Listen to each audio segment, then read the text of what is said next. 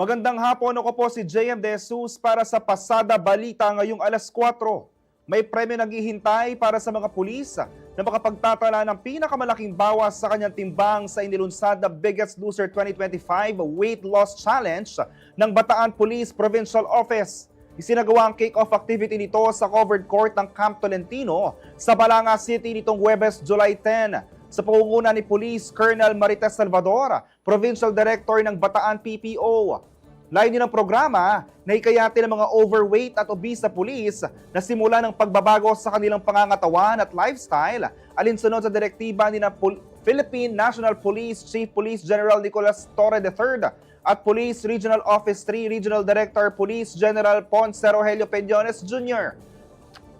Nagsimula ang programa sa opisyal na weigh-in kung saan susubaybayan ang progreso ng mga kalahok sa loob ng 3 buwan. Gagawa ng special prize ang mga pulis na may pinakamatinding transformation at tatanghaling biggest loser. Habang may nakalaan din namang insentibo para sa iba pang magpapakita o makapagtatala ng makabuluhang resulta.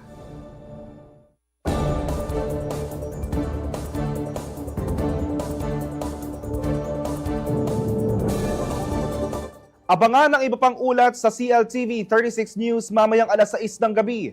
Ako po si JM De Jesus, magandang araw po.